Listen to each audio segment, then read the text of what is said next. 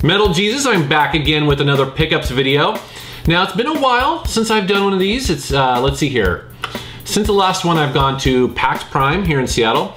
I've gone to the Portland Retro Gaming Expo. I've hit up a bunch of game stores and pawn shops, and I've also hit up a bunch of local garage sales. So I have a bunch of games here that I'd like to show you. In addition to that, several people have very generously donated to my man cave, and so in addition to the stuff that I found, they've actually sent me some stuff I'd like to show you. And I'm going to show you the highlights. I'm not going to show you everything. In addition to that, at the end of this video, I'm going to show you some of the music I've been listening to. All right, well, we got a lot to cover. Let's take a look.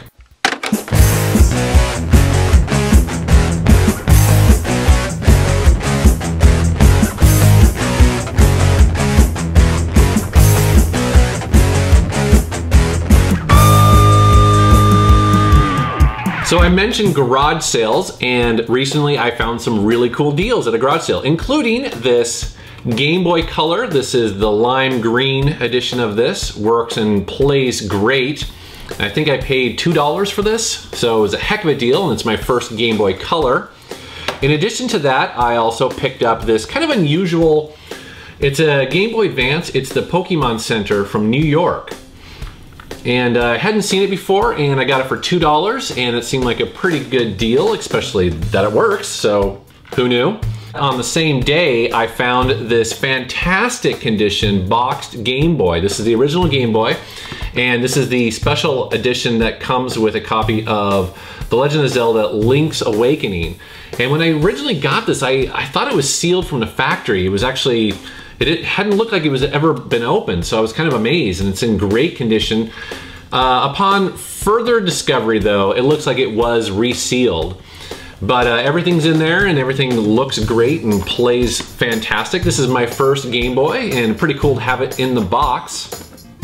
When I went to the Portland Retro Gaming Expo, right through the front doors, there was a booth for Atari Age. And at that booth, they were selling a bunch of homebrews. And so I bought some of my very first homebrews, and I'm really excited to start collecting these, including Ladybug for the Atari 2600. This is a fantastic version of this game. Plays really well.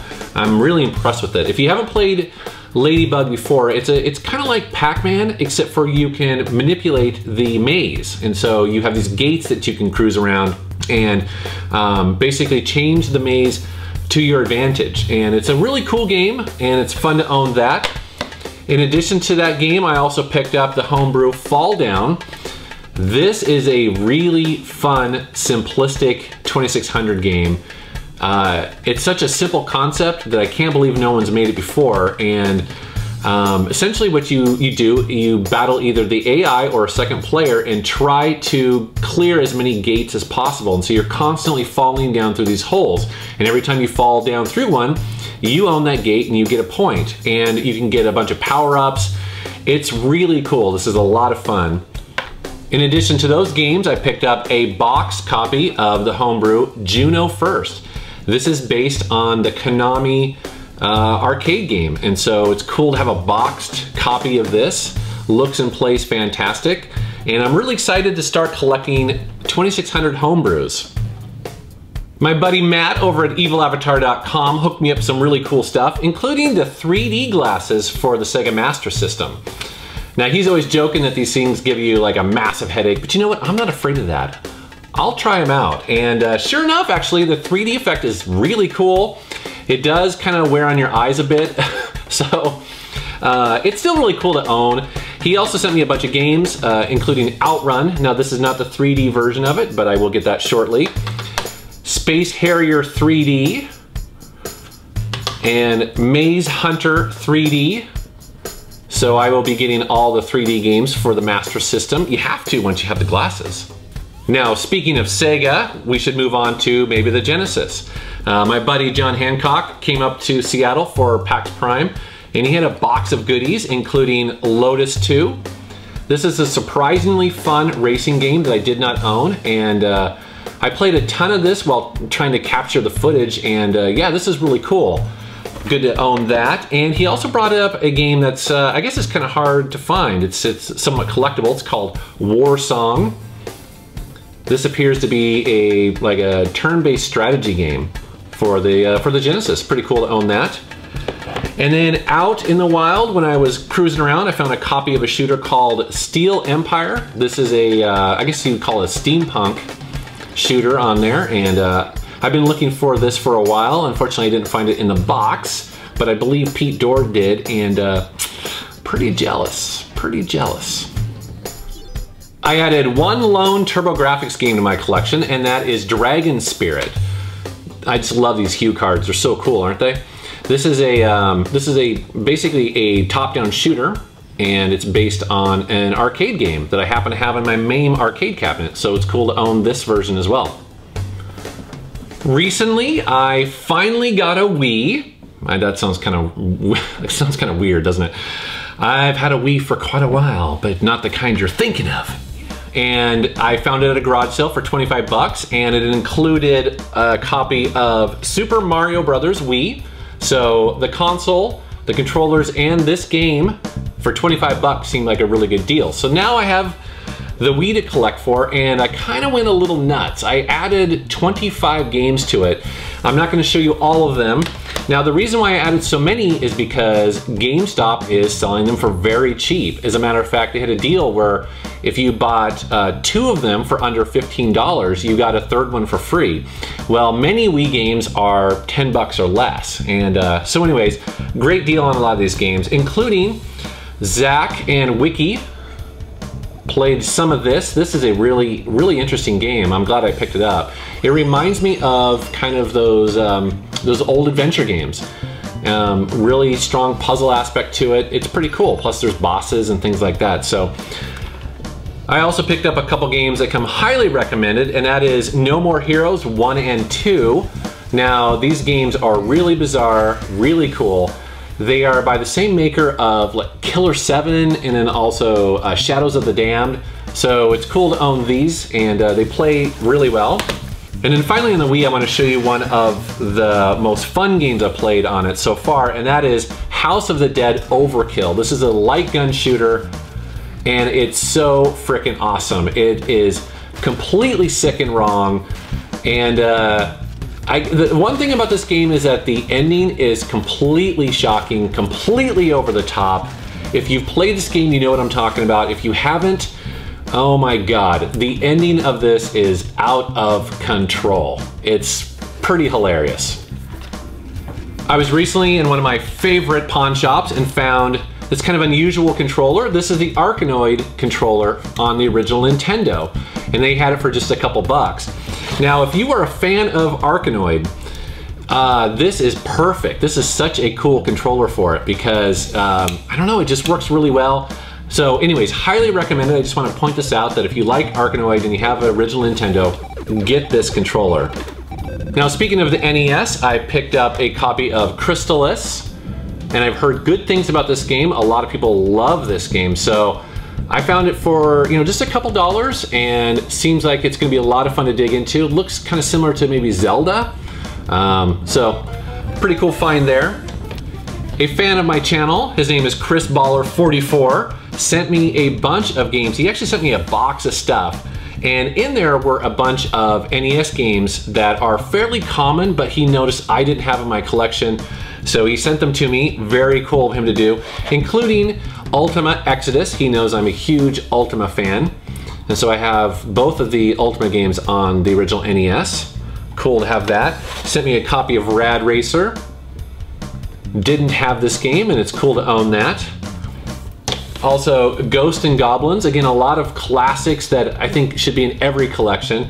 In addition to that, there was some surprises in there that I wasn't expecting, including Baldur's Gate Dark Alliance 2. A lot of people are looking for this game, and he knows I'm a big fan of Drizzt, the Dark Drow, and I guess you can unlock Drizzt and Artemis in that, so this is pretty cool to own. And yeah, I'm looking forward to this. It'll be fun.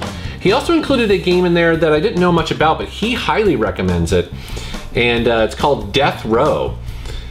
Never heard of this before. It appears to be kind of like a team-based brawler set in the future, and I don't know, I'm always looking for kind of the unusual or weird games, and this looks like it's gonna be a lot of fun.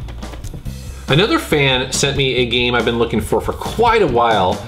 It's called Kim Possible, What's the Switch? Now, you might be going, what the hell? But the thing is that this is actually a really cool 2.5, 2.5D side-scroller platformer. It's really cool, it's awesome. And Psycho6 sent this to me. Very appreciate that because, again, I've been looking for this for a while and it's really, really fun. Also on the PlayStation 2, I found another racing game I've been looking for a while called Rumble Racing. This is kind of a mix of Burnout and Trick Racing. So really cool to have this in my collection. So much fun. I played a ton of this already. During PAX weekend, I went around and hit a bunch of gaming stores and got this game called the Necronomicon. Now this is a Sega Saturn game. It's an import. And while I was out with Pete Dorr, he was like, dude, you love Dream Theater. And it turns out that the guitarist for Dream Theater, his name's John Petrucci, actually created 2 original tracks for this game. And they're awesome. I mean, it's total over-the-top prog rock shredding. Really cool stuff. And the game is surprisingly fun. I mean, the pinball physics in this are spot on. So this is a really cool find. Also that same day, Pete pointed out this, he knows I'm into shooters, and so he pointed out this game that's also on the Sega Saturn, and it's an import. I can't pronounce it. I'd love to be able to tell you what this is. I'm just gonna have to put it in like the title below. But really cool, really fun game. It's pretty hard, but the graphics are great, and it's cool to own more Sega Saturn imports. I added a couple PlayStation 1 games in my collection. This was a donation from a guy named Divine Chaos, and it's a really cool racer called Hot Wheels Turbo Racing. Never would have expected that the Hot Wheel games would be so damn cool, but this is a lot of fun. I played a ton of it. I wish I would have had this sooner because this game is so freaking awesome. So thank you for that donation. In addition to that, I found a copy of Road Rash Jailbreak, and this is a surprisingly fun Road Rash game, and I didn't know much about it, so very cool to also own this. Next up are some really cool PC games, including Betrayal in Antara. This is the sequel to Betrayal at Krondor, and I did not have a physical copy of this anymore, so it's really cool to own this. And these are fantastic RPG games that often get kind of overlooked. I also had a donation from a guy who sent me a bunch of really cool stuff, including the Legacy Realm of Terror. This is a really old PC game that looks like maybe it's an adventure game. Now this is sealed, and I guess this is a special edition that was only available at Radio Shack. So kind of cool to own this. Always love some really old and weird PC games. I recently found a copy of Eric the Unready. I just love these old boxes, man. They're just so freaking massive. So this also comes with a hint guide, which I thought was kind of cool. And I know this is kind of a, it's kind of like a comedy adventure game. Now, when my buddy John Hancock came up to Seattle, he donated to me one of the coolest things in my collection. I'm a huge old school RPG fan, and he sent me a pristine copy of Might and Magic Clouds of Zine. This is just beautiful. Love these huge old boxes, man. They're so cool. So really happy to get this. I love these games back in the day, and unfortunately I don't have any more of them. I don't have any copies of them anymore. So this is a highlight to my collection. A fan of my channel, Comeback Kid, donated a really cool game to me. This is the Space Quest collection that came out, I think in 2005, something like that. So it includes Space Quest 1 through 6, and really cool to own this. Any old Sierra stuff, I will take. I love that stuff. I recently met up with a pretty big collector here in the Seattle area. His name's Nintendo, and he had a bunch of complete PC games that he wanted to get rid of, and wanted to know if I wanted to take them, which of course I did. And actually a bunch of games I didn't own before, including Warcraft III. So I own a copy of Warcraft 3. I don't know why I didn't own this before, but it's cool to have it in great condition. In addition to that was Dungeon Siege 2. Just a ton of great games in there, and it was just a crate full of PC games, so thank you. And then finally, I want to talk about some of the music I've been listening to lately, including this album by Osric Tentacles. It's called Jurassic Shift. This was a donation by a fan of my channel, and you know, it's funny because I thought I was the only person who listened to these guys. And who knew that he actually had this album and donated to me. It's so cool. For those of you that don't know, Osric Tentacles is a kind of, what do they call it? They call it like space rock or jam rock. It's highly technical, very fast stuff, really cool. It's all instrumental. This is a really fun album to listen to. Next up, I got this album by a band called The Rave, and this is their live album. This is Live at the Red Lion. And I didn't know anything about these guys until recently. I guess this is a really old recordings from 1979, and they remind me of Cheap Trick, that kind of garage rock from the late 70s and early 80s. Lots of energy. This is actually a pretty fun album. I also picked up a copy of Rainbow Live in Germany, 1976. This is with Dio. This is a fantastic album. Lots of great tunes on here, including Kill the King, Mistreated, Catch the Rainbow, Man on a Silver Mountain, Stargazer. It just goes on. And a lot of the versions on here are really long. So if you're into kind of, you know, epic versions of songs that are played live, this is a cool album. I also got a DVD of Megadeth, Rust in Peace Live. This is where they perform the entire album for the 20th anniversary, and this is a really, really high energy performance. It was recorded in Hollywood, California, and really, really cool DVD. And then the last thing I'm going to show you is an actual vinyl. This was given to me by my buddy Corey. He runs Classics down in Longview. And that is the first album from Joe Satriani, Not of This Earth. This is I think this is the first album of his I ever listened to. And this is a really sweet album. But what's even better is that it's blue vinyl. So it's beautiful. And he knows I am a huge Joe Satriani fan, and this was a really cool thing to add to my collection. Thanks, Corey. So that's just some of the games and music that I've added to my collection over the last couple months. And you know, I'm really humbled that people want to donate their stuff to me. I really, really appreciate it. Your stuff goes to a good home, and as you can tell, I love it like my own. It's so, so much fun. As always, I want to thank you for watching my channel, and thanks for subscribing. Take care. Many years have passed since the glory days of King Burlock. I am the king. When times were good and there was much rejoicing. Yay! But now, imprisoned in this enchanted tower by the sinister, self-proclaimed Lord Zine, I'm unable to help you in these dark times. It is now up to you, adventurers, to right what has been wronged.